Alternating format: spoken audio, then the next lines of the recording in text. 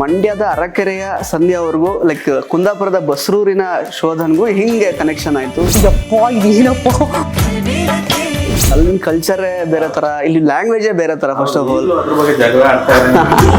Okay, ಬಹುಶಃ ಅವ್ನ ಪ್ರೈವೇಸಿಗೆ ಅವನು ಹೇಳಬೇಕು, ನನ್ನ ಪ್ರೈವೇಸಿಗೆ ಏನು ಅಡ್ಡಿ ಆಗಿಲ್ಲ, ನಾನು ಆರಾಮಾಗಿ ಹಿಂಗೆ ಇದ್ದೀನಿ. ಓಕೆ ಸರ್, ಅಡ್ಡಿ ಏನಾದ್ರು ಏನಾದ್ರು ಆಫ್ಲೈನ್ ಅಲ್ಲಿ ಬೇರೆ ಏನಾದ್ರು ಹೇಳ್ತೀರಾ ನಮಗೆ?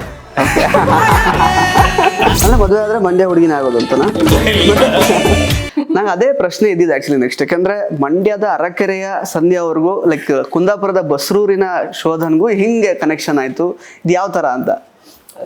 ನೀನಾಸಮ್ ನಂಟು. ಓಕೆ, ನೀನಾಸಮ್ ಅಲ್ಲಿ ನಾವಿಬ್ರು ಒಂದೇ batch. Okay, but 12-13 batch. So 13 ಮದ್ವೆ ಆಗೋಣ ಅಂತ ಡಿಸೈಡ್ ಮಾಡಿದ್ವಿ. 19 ಮದ್ವೆ ಆದ್ವಿ. 13 ಆವಾಗಲೇ ಅಂದ್ರೆ ಪರಿಚಯ ಆಗಿರೋದು ಇವಾಗ 12 ಫಸ್ಟ್. ಸೊ ಸ್ಟೂಡೆಂಟ್ ಆಗಿದ್ದಾಗ ಡಾಕ್ಟರ್ ಆಗೋ ಕನಸಿದೆಯಾ? ನೀಟಲ್ಲಿ ಕಡಿಮೆ ಅಂಕಗಳು ಬಂದಿದೆಯಾ? ಇಂಜಿನಿಯರಿಂಗ್ ಓದೋ ಬಜೆಟ್ ಅಲ್ಲಿ ವಿದೇಶದಲ್ಲಿ MBBS ತಡ ಯಾಕೆ? ಕಾಂಟ್ಯಾಕ್ಟ್ ಮಾಡಿ ಡಾಕ್ಟರ್ ಟೀಮ್ಸ್. ಸೊ ಯಾರು ಅಂದ್ರೆ ಹಿಂಗ್ ಶುರು ಆಯ್ತು? ಪ್ರಪೋಸ್ ಯಾರು ಮಾಡಿದ್ರು ಫಸ್ಟ್, ಹೇಗೆ ಅಂತ? ಇಲ್ಲ ಅಂದ್ರೆ ಜೊತೆಲಿ ಇರ್ತಾ ಬಿಕಾಸ್ ಯಾಕಂದ್ರೆ ವೈರುಧ್ಯಗಳು ಸಿಕ್ಕಾಪಟ್ಟೆ ಇದೆ. ಯಾಕಂದ್ರೆ ಅಲ್ಲಿನ ಕಲ್ಚರೇ ಬೇರೆ ತರ, ಇಲ್ಲಿ ಲ್ಯಾಂಗ್ವೇಜೇ ಬೇರೆ ತರ. ಫಸ್ಟ್ ಆಫ್ ಆಲ್ ಅದ್ರ ಬಗ್ಗೆ ಜಗಳ ಆಡ್ತಾರೆ. ಓಕೆ, ಇರುತ್ತೆ, ಅವೆಲ್ಲ ಇರ್ಬೇಕಲ್ವಾ? ಇರುತ್ತೆ. ಅಂದ್ರೆ ಆ ಡಿಫ್ರೆನ್ಸ್ ಇದ್ದಿದೆ ಆಕ್ಚುಲಿ ನಿಮ್ಗೆ ಅಟ್ರಾಕ್ಟ್ ಆಗ್ಲಿಕ್ಕೆ ಕಾರಣ ಆಯ್ತಾ ಇಬ್ರಿಗೂ, ಹೇಗೆ ಅಂತ?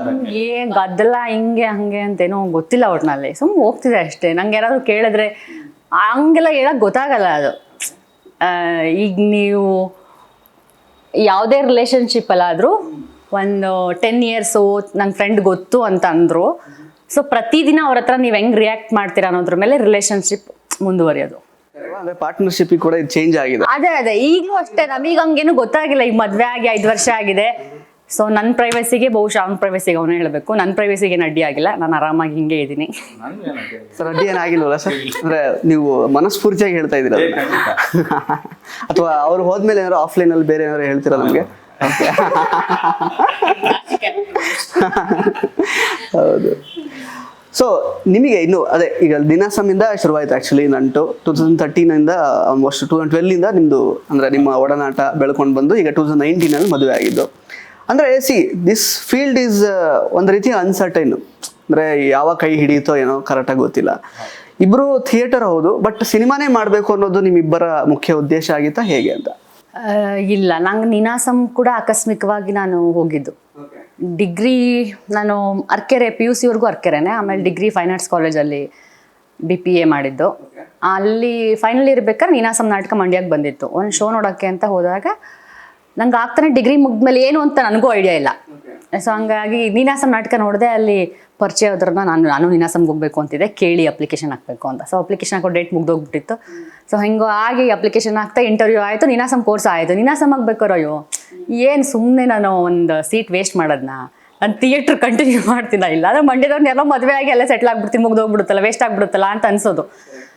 ಸೊ ಹಿಂಗೆ ಹೋಗ್ತಾ ಇತ್ತು. ಆಮೇಲೆ ತಿರುಗಾಟದಲ್ಲಿ ನಾವು ಮದುವೆ ಆಗೋಣ ಅಂತ ಡಿಸೈಡ್ ಮಾಡಿದ್ಮೇಲೆ ಇಬ್ರು ಥಿಯೇಟರ್ ಆದ್ವಿ ಅಲ್ಲ. ಆಮೇಲೆ ಅವಾಗ್ಲೂ ಏನು ಇದನ್ನ ತುಂಬಾ ಒಪ್ಸೋದೆಲ್ಲ ಏನು ಕಷ್ಟ ಆಗಿರ್ಲಿಲ್ವಾ, ಹೇಗೆ? ಆಯ್ತು, ಹೇಳಿ ಸರ್, ಅದು ಸ್ವಲ್ಪ ಹೇಳಿ ಸ್ಟೋರಿ. ಕುಂದಾಪುರ ನಾನು ಮುಂಚೆನೆ ಹೇಳಿದ್ದೆ ಹಿಂಗೆ. ಅಂದ್ರೆ ಮದುವೆ ಆದ್ರೆ ಮಂಡ್ಯ ಹುಡುಗಿನ ಆಗೋದು ಅಂತನಾ? ನಾನು ಒಂದು ಹುಡುಗಿನ ಪ್ರೀತಿಸ್ತಾ ಇದ್ದೀನಿ ಹಿಂಗೆ ಅಂತ ಹೇಳಿದ್ದೆ. ಆಮೇಲೆ ನಮ್ಮ ಸ್ನೇಹಿತರ ಗ್ರೂಪಿಗೆ ಎಲ್ರಿಗೂ ಗೊತ್ತಿತ್ತು, ಇವ್ರ ಮನೆ ಕಡೆಯವರಿಗೆ ಗೊತ್ತಿರ್ಲಿಲ್ಲ. ಸೊ ಒಪ್ಪಿಸ್ಬೇಕಲ್ವಾ, ಮಾತುಕತೆಗೆ ನೋಡಿ ಇದನ್ನೆಲ್ಲ ಕ್ಯಾಮ್ರಾ ಮುಂದೆ ಹೇಳ್ಸಿ ನಮ್ಮನ್ನ.